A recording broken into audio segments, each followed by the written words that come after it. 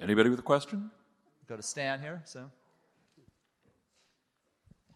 Stan Hoffman. I worked in the city from 70 to 74 when the plan was adopted. I didn't actually work on it, but when I went to ABAG at the Association of Bay Area Governments, we put together a plan that kind of was built off that around the BART system. And I want to go back to Zev's comment about you can't make people do what they don't want to do. At that time, the regional plan that we put forward, that was part of the air quality plan to reduce vehicle miles, said have centers around the BART stations. And at that time, the local jurisdictions didn't want to give up any local control. But now what's interesting, I'm working with Oakland, and they're starting to, after 40 years, they've started to implement it because that's where the market's going. And they are putting centers around the BART system. So it takes a while, as you point out.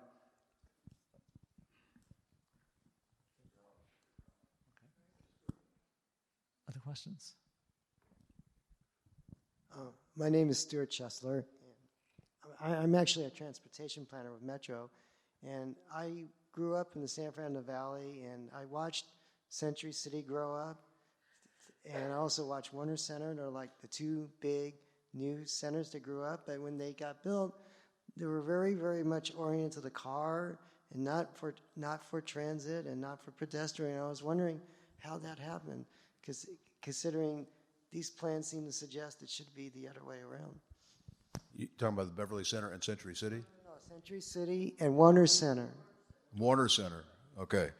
I can't speak authoritatively on Warner Center. It was a little bit outside my sphere of influence, and I think some of the decisions that were made, well, they were made early in my career. I know of Century City extremely well, and somebody in this room who probably has more institutional memory about Century City than I do, because that decision to make Century City was made really in the late 60s and right around 1970. I believe, I shouldn't say I believe, I suspect it was based on an assumption that the Beverly Hills Freeway was going to serve it. Beverly Hills Freeway was going to come right through our home on Martel, and it was going to go right through Beverly Hills and to Century City, and I don't know where it ended, maybe at the 405 or something. So, like a lot of things, certain assumptions are made, assumptions don't pan out. You start building these high rises and all, and you don't have the infrastructure to back it up that was on which the whole thing was predicated in the first place.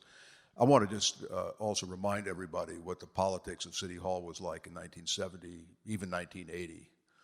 Art Snyder was the chairman of the planning committee, and when I came in there, the three members of the planning committee, which may explain why Cal Hamilton's plaintiffs, not the pressure, that his pleas fell on deaf ears. The planning committee was Art Snyder as chairman, Louis Knoll, and Don Lorenzen. Okay, need I say more? May they all rest in peace. Now, interestingly, sometimes it takes a half a century, but the plan, when we did the Century City specific plan in about 1980, I still think it's the only plan in the city that apportions of development rights based on vehicular trips generated, not based on some arbitrary zone, FAR, and we were able to do that because there was basically one owner in Century City, the Alcoa Aluminum Company, and there were a couple of other small ones who owned a parcel, but Alcoa owned the whole thing. So we basically said, issue here is not height. It's height on the perimeter, but not in the middle. The issue is traffic generation. Beverly Hills had sued the city. I inherited that when I became a councilman. It took us 5 years to work this out. We settled it. We developed a plan. And one of the things we put in that plan, I don't know if it survived the plan, but one of the things that I had in mind was, let more development take place if and when a mass transit stop gets to Century City. I don't think it's in the specific plan, but it's been a long time since I've looked at it. But here we are. We're about 5 or 6 years away from having the transit stop, the red line, the purple line, I guess it's called, that's going to have a stop at Constellation and Avenue of the Stars. So when we're looking at where we could create more density, especially residential density. I would suggest, and there's a lot of land in Century City that is still undeveloped. That's that's a place now with a transit line where that would make sense, and I don't think it would. I think it would be if it would not be panned. It might not be well received by some people, but it wouldn't be panned, and it would be something that would make a lot of sense. And there are places along the transit corridor where that's why planning is as important is more important actually than zoning. The state legislation that's working its way through is zoning, but there's no planning associated with it. Let me go to I think in the back we have a former LA planning commissioner with a tie to one of our panelists. So. Okay, well, we were going to skip that, but I actually, in your discussions here, you focused quite well on the issue of the role of transit corridors in the ability to implement, and I'd like the panel to comment on how you see, and particularly with reference to Zev's point about you can't make people do what they don't want to do, the outgrowth of the sharing economy and the Ubers and the Lyfts, and how did that affect the plan of having transit corridors when studies that I've seen indicate that some of the drop-off in ridership at MTA and in other places like New York, mass transit is losing ground to people preferring to take an sharing Uber economy. to go someplace. And I think we'll and probably what get does into imply? that some more as well in the next panel, which will be looking forward. But Jan, do you want to take that? And you have a whole generation of, my daughter's 28, and it's interesting because the statistics of the people in that age category are, they don't want to buy cars. They're not really particularly interested in having cars. And, for them to be able to call somebody on a phone to pick them up wherever they are doesn't matter. What could be more convenient than that? And if you share a car, you go by carpool, it's even cheaper. In downtown, there's even a on-demand transportation, and it's geo-fenced in downtown, and so you can get around downtown for $2. It's called SMS transportation. And so why would they even care about, any other form of transportation as long as they have this as an option? And so MTA, I think, has gotten smart, and now they've created their own division of on-demand MTA transportation in order to be competitive in that market, too. So, yes, and in the valley, there's a last-mile transport to Burbank and parts of Los Angeles to the Metro Rail station for a nominal fee. It's like Lyft to the station. Via areas. is his contracting Via. with Metro for that, right? So, Ken, yeah. I wanted to make a comment sort of on this side, and that was one of the things that changed that was significant, I think, for the city and its ability to make transportation improvements consistent with the land use planning of Concept LA was that at some point Hamilton lost the planning department's oversight of capital improvements. So when Hamilton came to the city of Los Angeles as planning director, the planning department had the authority to oversee and recommend the implementation of capital improvement money. And had that remained with planning, then you would have had a good relationship of transportation, infrastructure, and land use. Well, and that's a great point, Emily. And planning's never gotten back that authority, I would add. But it's interesting, if you look at this concept plan and compare it to framework, really the missing piece in concept plan, there was very little discussion of infrastructure at all, aside from transportation infrastructure. And then we had sewage spills into Santa Monica Bay, failing infrastructure. Again, that was what was putting pressure on our overall kind of growth management system in LA in the 80s and 90s. And you had to address that then in framework, correct? So one of the things that helps the planning department focus on planning are successful lawsuits. Everybody's got to focus. All the elected officials, all the planning officials, right? Everybody's got to focus and get this done. City of LA lost a suit brought on it by Heal the Bay because of the sewage spills in the Santa Monica Bay. The settlement agreement gave the City of Los Angeles 2 years to develop a draft long-range plan so that as the sewage treatment facilities were being planned for in the future by Public Works, they were doing it commensurate with the population forecast that came out of the planning work through the general plan framework.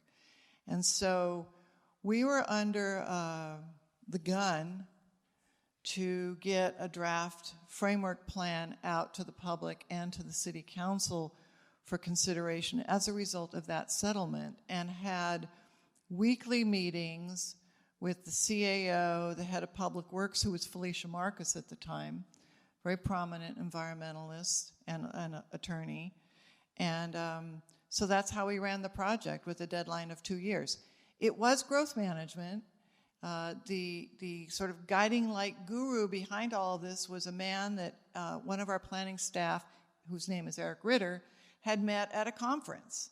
So we hired him in to help lay out the whole white paper, or the format, for how we would approach growth management within the context of LA, not within the context of where he came from, which was Montgomery County, Maryland.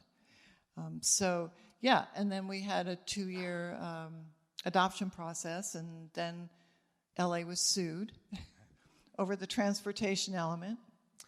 And I think in '96 the framework was finally adopted with some significant, but I think constructive modifications in the end. Thanks. I think we have time for one more question in the back here.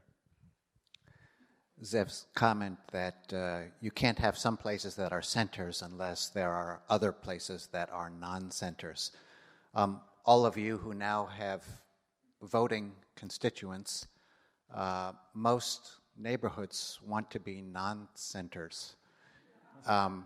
Is setting aside the hatchet approach, coming from Sacramento or somewhere else, do any of you see possibilities for fulfilling the center's idea in the long range in a way where neighborhoods are engaged and supportive of it?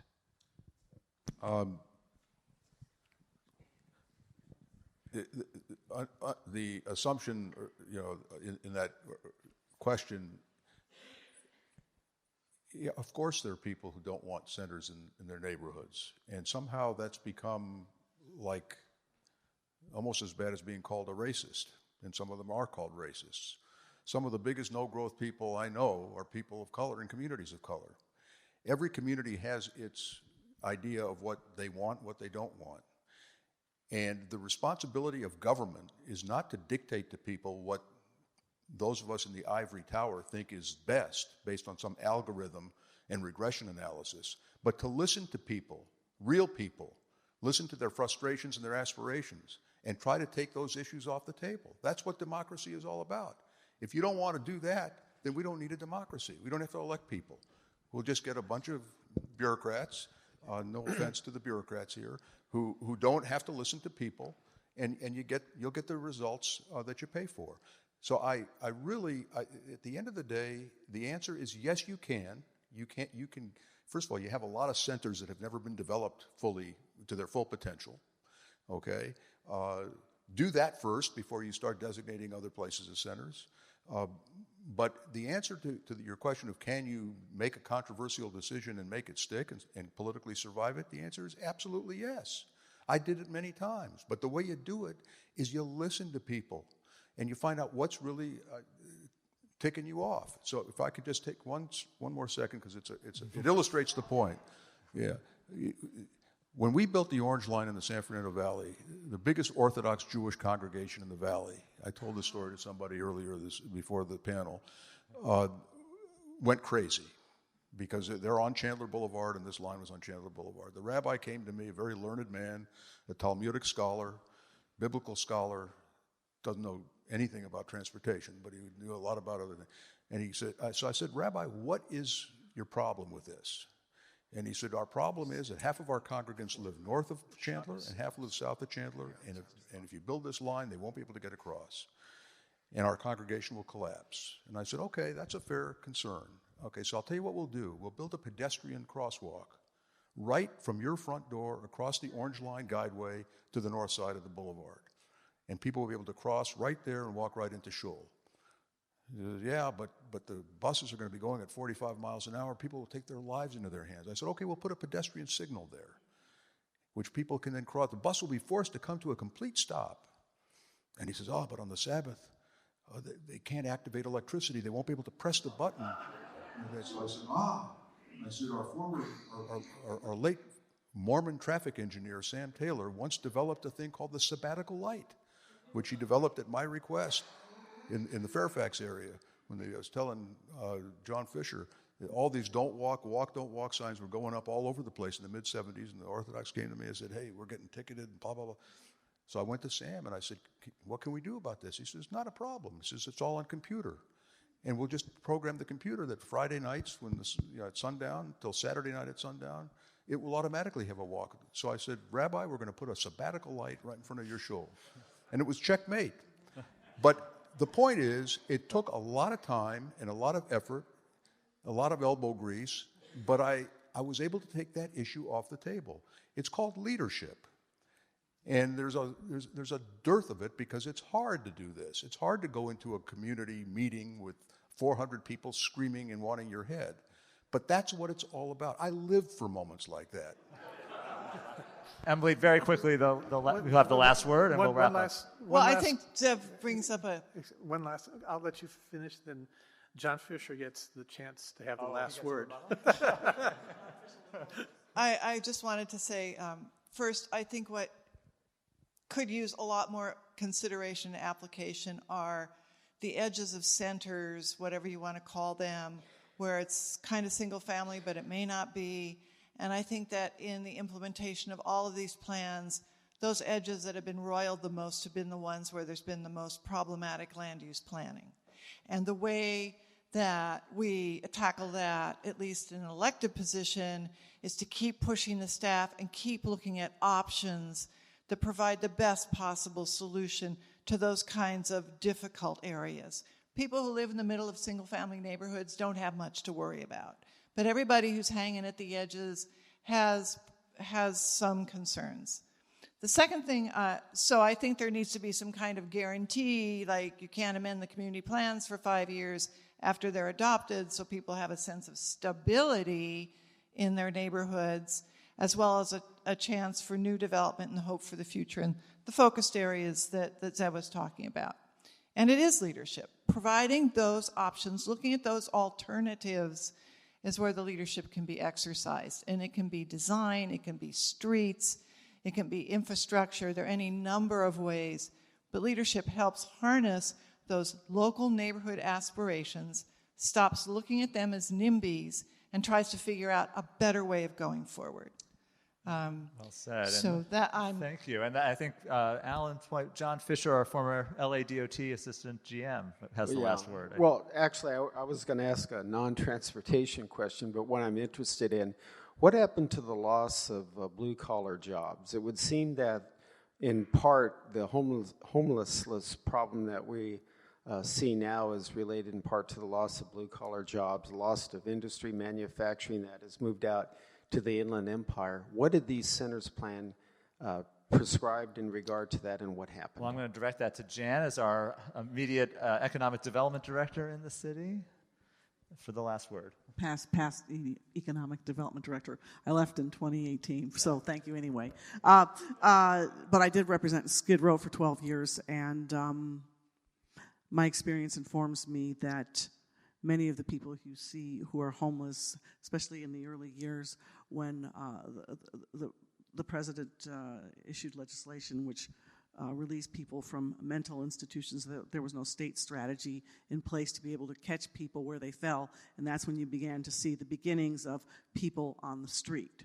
And many of those people on the street, at least in the early years, were there due to economic issues. But as time went on, and it became much more complex, you see people on the street with a multiple diagnosis, dual diagnosis, mental health issues primarily, which then turn into public health issues, perhaps a loss of a job. So there's many, many complex reasons why that happened, and I don't think you can put it into one category. But I think with the redevelopment agency, at least in my experience, there was a very strong and concerted effort to build permanent supportive housing to pull people back off the street and inside with support services and wraparound services on site. And so we went from a model of housing large numbers of people under one structure with support services on site funded by the county to then focusing on building more and more housing. Now we're yet in another crisis. I'm not sure we actually ever really left it, but we're in a serious crisis now, which is further complicated by the settlement of lawsuits. I think we're back now to this policy of containment, which is where we were probably 30 years ago, and been proven not to work. And so I think in answer to your question, it has less to do now with the loss of blue-collar jobs or manufacturing jobs that affects people who were in the middle class or who were headed towards joining the middle class. And so that there's an obstacle there, a wall that's been blocked because there's nowhere for them to go. That didn't necessarily result in homelessness of large numbers of middle-class people. I think the homeless issue is a result of large numbers of people who have all sorts of issues, fell through the cracks, and there was no strong across-the-board strategy given what the federal government did to catch them where they fell and to be able to pick them back up. And then lawsuit after lawsuit. We got to build more housing, and now we can't build it fast enough. Well, I think we've overstepped our time here. 30 seconds, Ken? Just real quick. I think this is an illustration of one of the things we need to all recognize as local folks. And that is that many of the things that impact what we can and can't do, what happens and doesn't happen, is beyond our jurisdiction, beyond our control. Trade deficits, artificial intelligence. What's the impact of artificial intelligence going to mean for land use planning in our urban centers in the United States? The 1986 tax reform, so-called tax reform bill, which eviscerated the tax incentives that apartment house developers had to build apartment house developments, that has more of an impact on housing today than any other single factor. Those are the kinds of things that we also have to keep in mind. Thank you. And please join me in thanking all three of our outstanding panelists.